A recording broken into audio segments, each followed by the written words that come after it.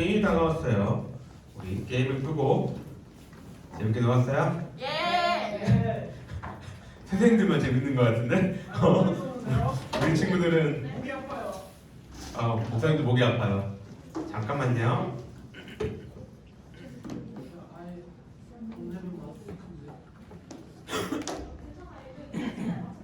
자, 오늘 우리에게 주시는 말씀 보겠습니다. 오늘 우리에게 주시는 말씀은 두 군데를 찾을 거예요. 두 군데. 먼저 누가복음 2장 1절부터 7절. 누가복음 2장 1절부터 7절. 그 다음에 마태복음 2장 1절에서 6절. 두 군데를 찾을 거예요. 누가복음부터 봅시다. 누가복음 2장 1절에서 7절.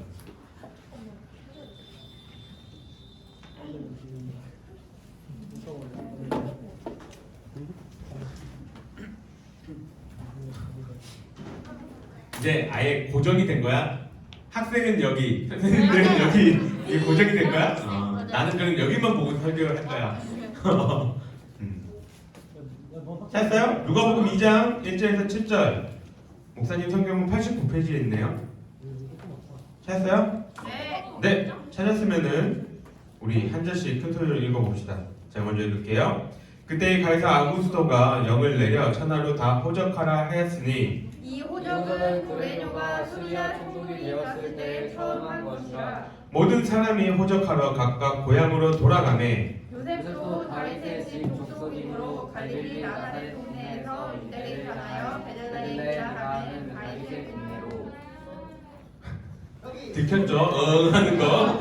네. 그 약혼한 마리아와 함께 호적하러 올라가니 마리아가 이미 잉태하였더라. 거기 있을 때 그때 흔한 날이 있어서. 함께 읽을게요. 첫 아들을 낳아 강고로 싸서 부유에 뉘었으니 이는 여간에 잊을 것이 없으니라. 마태복음 2장 1절에서 6절 찾아봅시다. 마태복음 2장 1절에서 6절. 자, 마태복음 찾는데 너무 오래 걸리면 안 되죠? 네. 다 찾았나요? 네. 다 찾았으면은 한 번 더 1절에서 6절까지 한 번씩 번갈아가면서 읽을게요. 제가 먼저 읽을게요. 헤롯 왕 때에 예수께서 유대 베들레헴에서 나심에 동방으로부터 박사들이 예루살렘에 이르러 말하되 유대인의 왕으로 나시니가 어디 계시냐? 우리가 동방에서 그의 별을 보고 그에게 경배하러 왔노라 하니. 헤롯 왕과 온 예루살렘이 듣고 소동한지라. 왕이 모든 대제사장들과 백성의 소리가 그리스도가 어디서 나겠느냐 부르니. 이르되 유대 베들레헴이오니 이는 선지자로 이렇게 기록된 바 또 유대 땅 베들레헴아 너는 유대 고을 중에서 가장 작지 아니하도다. 내게서 한 다스리는 자가 나와서 내 백성 이스라엘의 목자가 되리라 하였음이니이다. 아멘. 잘 지냈어요? 네. 뭔가 활기차진 느낌인데? 수진이 동료리가 와서. 본인들은 별로 이 분위기에 억텐을 올리고 싶지 않으나, 네, 그죠? 네. 3주, 그죠? 3주 만이죠? 네, 3주 만에 보는 것 같아요. 네. 2주인가? 3주 맞죠? 네. 한 주간 목사님이 정신이 살짝 없어져가지고 한 주가 어떻게 지나는지 모르겠어요. 네. 어쨌든 시간 진짜 빨리 가는 것 같아요. 오늘 2월 5일입니다. 벌써 2월 달이네요. 그죠? 벌써 2월이야. 내 생일이 얼마 안 남았다. 목사님 생일도 얼마 안 남았어요. 네. 2023년 1월 시작한 지가 얼마 안 된 것 같은데 벌써 2월이에요. 그죠? 자, 지금 학생들 중에서 방학 중에 있다. 2명 내려. 앞에 배 빼면 학생인데요. 내리고 봄방학? 봄방학이 아니면 그냥 쭉 하는 거예요. 3월까지? 쭉 하죠. 쭉? 요새 다 그렇게 해요? 네. 방학이 없어요. 이게 지역마다 다른 것 같아요. 나한테 형이 한 명 있는데 형네 지역은 그 개학하고 일주일 학교 가고 봄방학하고 이렇게 개강한다 하더라고요. 네, 그래서 나한테 누구야? 사촌이 아니고 조카죠. 조카는 학교 갔다고 막 얘기를 하길래 그래서 한번 물어봤는데 어쨌든 이제 새 학기가 또 한 달 조금 안 남은 시간 가운데에 다가오는데 자, 새 학기 남은 시간 잘 보내길 바래요. 시간 빨리 갑니다. 훅 가요. 네. 자, 오늘 본문에 들어가기 앞서서 질문 하나 할게요. 혹시 우리 친구들 정사, 야사라는 말을 들어본 적 있나요? 이상한 생각하지 말고 재훈이 표정에서 나왔어. 이상한 생각하지 말고 역사에 대해서 이야기할 때 정사와 야사예요. 뭐 들어본 적 있어요? 어떤 건지? 자, 둘 다 역사를 기록하는 그것에 대해서 얘기하는 건데 정사라는 건 뭘 얘기하냐면 정확한 사실의 역사 또는 그런 기록들을 이제 정사라고 이야기를 합니다. 그러면은 그의 반대의 말인 야사는 사사로이 기록된 역사라고 이야기를 해요. 그래서 예를 들면 이런 거예요. 조선왕조실록 어때요? 정확해요. 누가 봐도 이거는 정사예요. 어디서 적었나요? 나라에서 적은 거죠. 그러니까 누가 봐도 이거는 정사의 기록입니다. 자, 옆에 있는 이 책 동해보감. 아니에요. 소설책. 홍길동전. 그렇죠. 아하. 우리나라 지금 내가 지금 헷갈려요. 최초의 한글 소설이죠. 네. 홍길동전. 이거는 정사의 야사예요. 야사. 야사. 그렇죠. 네. 야사입니다. 소설이니까 야사입니다.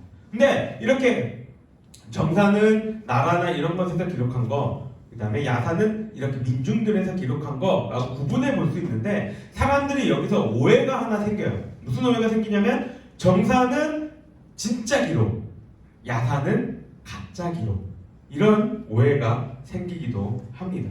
그리고 또 하나의 오해가 생기는 게 뭐냐면 정사는 누가 기록해요? 그 당시에 승자의 기록이거든요. 예를 하나 들어줄게요. 백제의 마지막 왕이 누구예요? 공민아. 누구죠? 보름대죠.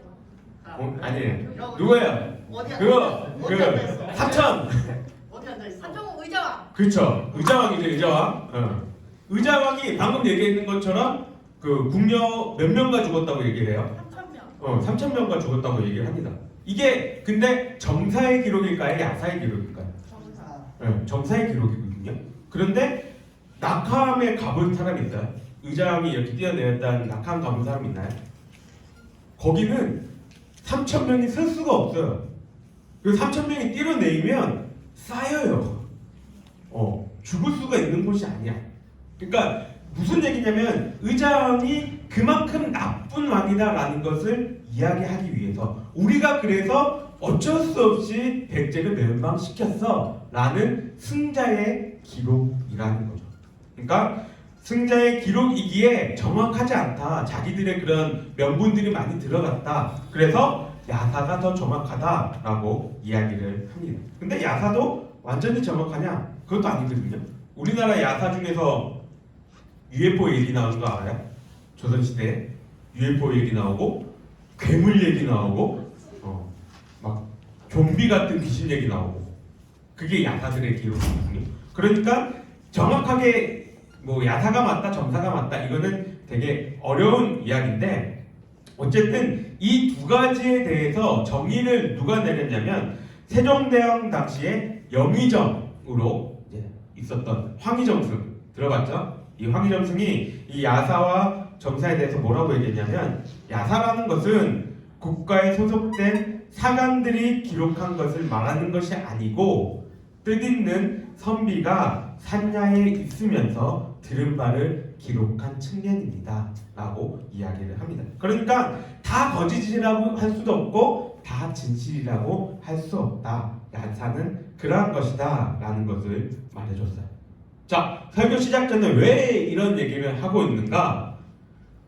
뭘 얘기하고 싶냐면 역사, 한 가지의 그 역사에 대한 기록도 이렇게 정사와 야사, 보는 사람에 따라서 기록들이 다를 수 있다는 점을 말하고 싶은 거예요. 오늘 본가 어떤 내용에 대해서 얘기를 했나요? 예수님의 탄생. 마리아, 순간적으로 마리아? 하려 했는데 마리아 나오긴 하죠. 네, 예수님의 탄생에 대해서 이야기를 했습니다. 자, 예수님의 탄생이라는 이 한 가지 사건에 대해서 두 군데에서 오늘 성경을 이렇게 읽었습니다. 우리가 보통 사복음서라고 얘기하는 건 어디예요? 마태, 마가, 누가, 요한. 요한.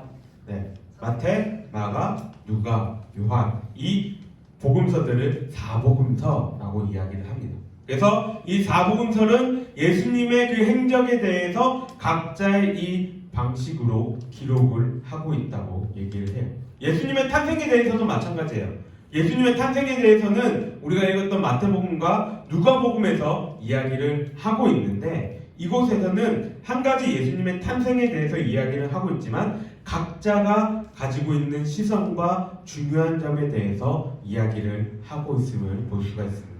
우리는 이 점에 대해서 살펴보면서 예수님의 탄생을 통해서 우리가 무엇을 생각해 보아야 할 것인지, 그리고 마태와 누가는 과연 뭘 중심으로 예수님의 탄생에 대해서 기록했는지 살펴보도록 하겠습니다. 먼저 마태복음 내용을 한번 살펴봅시다. 마태복음의 2장 1절부터 12절까지 있는 내용의 말씀인데, 여기서 우리가 유심히 집중해서 보아야 할 두 부류의 인물들이 나옵니다. 누굴까요? 헤롯. 또 한 부류는 헤롯, 한 부류는 박사, 동방박사들이죠. 네, 이 두 부류가 나오게 됩니다. 자, 여러분, 성경에는 엄청나게 많은 헤롯들이 등장을 해요. 그죠? 근데 여러분 신기하잖아요. 왜 이 헤롯은 이렇게 오래 살까? 궁금하지 않나요? 신약성경 보면은 헤롯이 굉장히 많이 나오는데, 얘는 예수님이 태어날 때부터 헤롯이었는데 예수님이 돌아가실 때까지도 헤롯이에요. 예수님이 33년 사셨다고 보통 얘기를 하니까 33년 동안 한 왕을 이야기하는 것이냐? 그게 아니거든요. 자, 이게 성경에 나오는 헤롯 왕가의 가계도입니다. 여기서 오늘 우리 본문 마태복음 2장에 들어가는 이 나오는 헤롯은 이 사람이에요. 헤롯 대왕, 보통 이야기는 헤롯 대왕을 이야기를 합니다. 이 사람은 이스라엘의 왕이 다윗이 이제 왕가에서 이스라엘의 왕위가 세워지는데, 이스라엘 그 다윗의 왕가가 아닌 이두메라는 족속에서 세워진 그러한 왕이에요. 그래서 자기의 이 권력에 대한, 이 왕위에 대한 그 컴플렉스가 있었던 사람입니다. 그래서 이 사람은 로마 식민지 시대에 세워졌던 왕이었기 때문에 왕권을 지키기 위해서 아주 괴팍한 행동들을 많이 하기로 유명했어요. 한마디로 얘기하면 성격이 안 좋아요.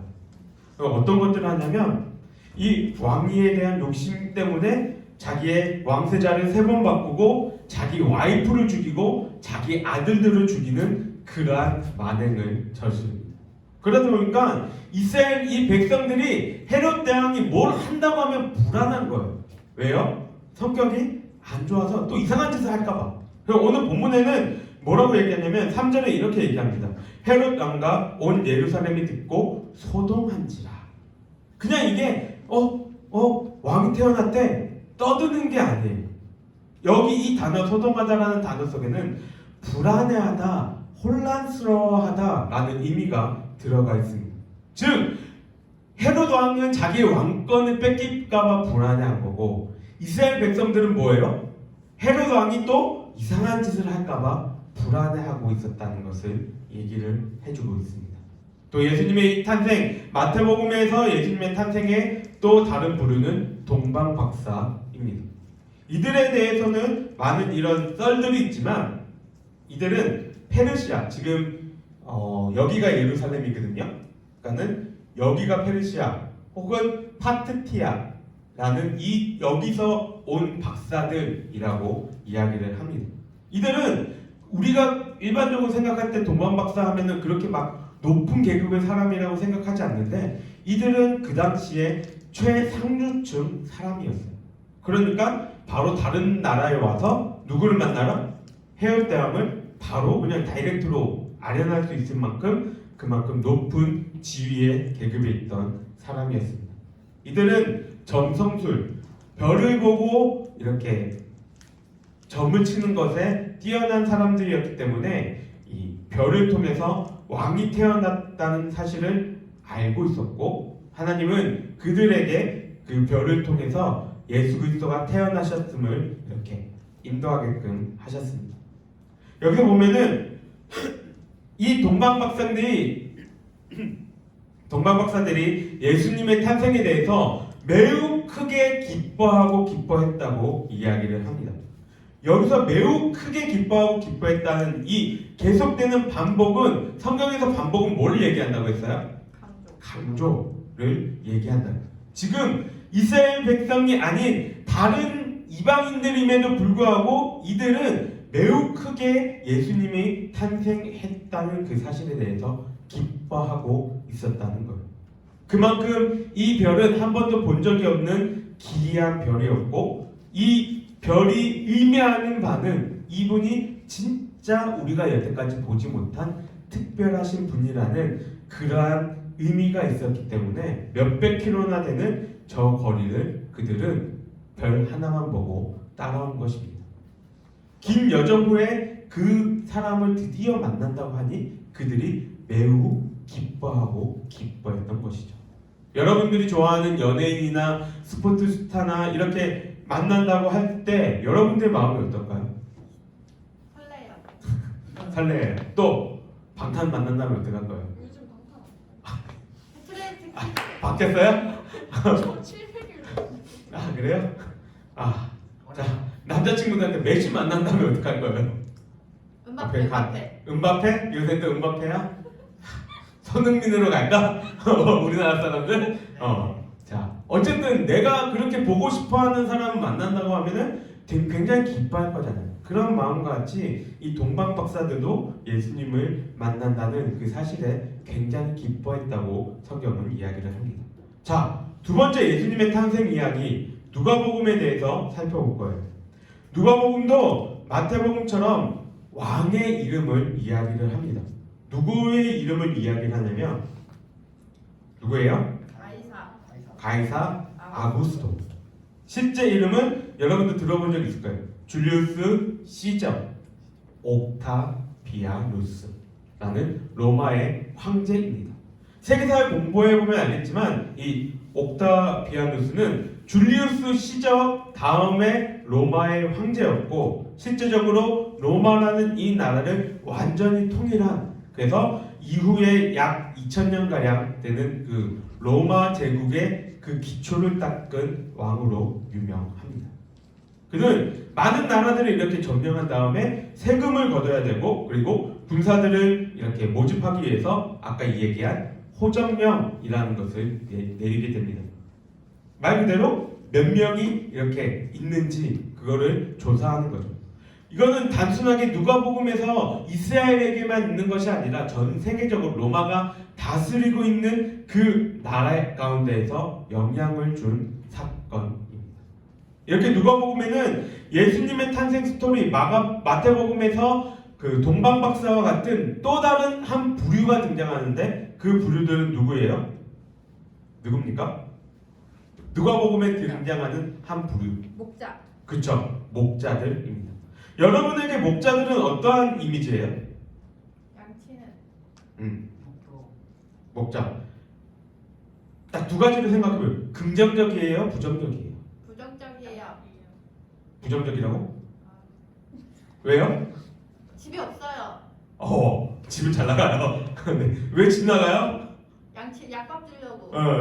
양 밥 주려고? 맞아요. 근데 보통은 긍정적이다라는 걸 생각하고 있는데 부정적이라고 해서 역시 우리 은비쌤은 성경을 열심히 보고 공부를 열심히 해서 그래요. 원래 기본적으로는 뭐예요?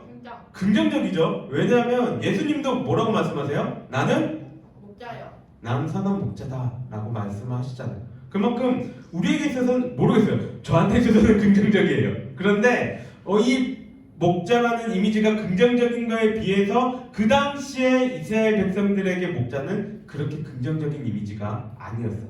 아까 은비쌤이 얘기했던 것처럼 맨날 집을 나가요. 왜요? 양 밥 주려고. 얘들이 그냥 먹는 게 아니라 그냥 들에 있는 이 풀들을 먹어야 되는데 이 양들을 밥을 주려고 여러 곳으로 돌아다니기 때문에 이들은 집에 잘 없어요. 그리고 더 이 이미지가 안 좋은 이유들이 뭐냐면 이들이 이렇게 밖으로 나돌기 때문에 그 당시의 문화 사람들과 어울리지 못해요. 그래서 이들은 사람들로부터 약간 이렇게 좀 왕따 아닌 왕따, 그리고 이 사람들이 또 몇몇 부류들이 사람들을 이제 강도질하는 이러한 일들 때문에 이 사람들은 사회적으로 무시를 당하고 평판이 좋지 않았습니다. 그래서 얼마나 이 사람들이 평판이 좋지 않았냐면 법정에서 목자들은 증인으로서의 효력이 없었어요. 그만큼 이들은 평판이 좋지 않았습니다. 그런 목자들에게 지금 누가 나타난 거예요? 천사가 나타나서 예수님의 태어나셨다는 그 사실을 이야기를 하고 있는 것입니다. 자, 정리를 한번 해봅시다. 마태복음이나 누가복음에 이 이야기하는 예수님의 탄생 스토리는 각각 마태나 누가가 자신들의 그 시선을 가지고 이렇게 기록을 했습니다. 근데 그냥 하나의 사건을 그냥 기록한 것이 아니라 이 기록 속에서는 동일한 왕의 이름들이 기록되어져 있고 그의 버금가는 예수님의 탄생을 축하하는 한 부류들이 있다는 것들이 동일하게 기록되어져 있어요. 마태복음과 누가복음에 나오는 왕, 이스라엘을 다스리고 있는 헤롯 대왕과 그 당시 세계를 지배하고 있었던 로마의 황제 가이사 아구스토가 기록되어져 있습니다. 그 가운데 예수님이 탄생하셨다라고 기록되어져 있는 거예요. 이거의 의미는 무엇이냐? 아무리 이스라엘에 흉포한 왕이 있다 할지라도, 세계를 좌지우지하는 왕이 있다 할지라도 예수 그리스도가 진정한 왕으로 이 땅에 오셨다. 이 사실을 마태와 누가는 드러내주고 있는 것입니다. 세상 사람들은 이스라엘 그 왕에 대해서 대왕이라고 호칭하면서 따르고 있고, 로마의 황제는 자기가 얼마나 권력이 있고 힘이 있는지 과시하기 위해서 인구조사를 명령하지만 만물과 천사들의 진정한 왕이신 그 예수님이 오셨다는 것을 기뻐해야 된다고 우리에게 이야기를 해주고 있습니다. 그리고 이 두 가지 사건에 또 한 가지 공통점, 두 부류가 나온다는 것. 근데 한 부류는 동방 박사들은 엘리트 중에 엘리트, 상류층 중에 상류층인 박사들이었고, 또 한 부류는 어떻나요? 사람들에게 무시받고 천대받는 목자들이 이렇게 나오게 됩니다. 이방인이었고 유대인이었던 구분이 있었지만 예수님의 탄생하심은 지위가 높든지 낮든지 돈이 많든지 적든지 그것과는 상관없이 모든 사람들에게 공평하게 복음이 전해졌다는 사실을 이야기를 해주고 있습니다. 이것이 복음이요 하나님의 사랑입니다. 예수 그리스도의 은혜요 하나님의 선물인 것이에요. 하나님은 그 사람의 어떠한 신분이나 어떠한 그 자격을 보고 사랑하신다는 것이 아니라는 거예요. 예수님의 은혜는 돈이 많다고 해서 그 사람에게 주어지는 것이 아니고, 가난하고 불쌍하다고 해서 그들에게 주어진 것도 아니에요. 우리가 알 수 없는 그 하나님의 뜻을 따라서 주어진 것, 누구에게나 공평하게 주어졌다는 그 사실을 기억하길 바랍니다. 그리고 이것이 우리에게 위안이요 기쁨이 되는 것은 저와 여러분이 하나님의 사랑을 받는다는 것이 어떠한 조건과 환경 때문이 아니라는 그 사실이 위안을 주는 거예요. 우리가 그 조건을 유지하기 위해서 막 애쓰지 않아도 되고, 환경을 더 좋게 하기 위해서 발버둥 치지 않아도 하나님은 우리를 사랑하고 계시다는 것. 이것을 기억하면서 여러분들이 이 한 주를 살아갈 때에 왜 예수님은 이 땅에 오셨는가? 그리고 또 한 가지, 왜 하나님은 그렇게도 우리를 사랑하실까? 이 사실에 대해서 한번 고민해 볼 수 있는 그러한 한 주가 되기를 간절히 바랍니다. 기도하겠습니다. 사랑이 많으신 하나님 아버지 감사합니다. 오늘 예수님의 탄생에 대해서 마태복음과 누가복음에서 살펴보았습니다. 세상의 왕들은 자신이 잘났다 이야기를 하고 자신의 권력을 자랑하며 자신을 내세우며 살아가지만 진정한 왕이신 예수 그리스도가 이 땅에 오셨다는 그 사실을 우리는 기억하기를 원합니다. 또한 예수님의 그 사랑이 우리의 어떠한 자격이나 우리의 어떠한 점으로 인하여서 우리에게 주어지는 것이 아니라 온전히 주님의 선택으로 하나님의 그 한없는 사랑하심으로 우리에게 주어졌다는 그 사실을 기억하면서 우리가 살아가는 그 동안에 하나님이 우리를 왜 사랑하고 계신지, 왜 예수 그리스도가 이 땅에 오실 수밖에 없으셨는지 고민하며 생각해 볼 수 있는 우리 모든 친구들이 될 수 있도록 주님 인도하여 주시옵소서. 돌아가는 발걸음도 주님 함께하여 주시기를 원하오며 여호와는 내게 복을 주시고 너를 지키시기를 원하며 여호와는 그의 얼굴을 내게 비추사 은혜 베푸시기를 원하며 여호와는 그 얼굴을 내게로 향하여 드사 평강 주시기를 원하노라. 아멘. 수고하셨습니다.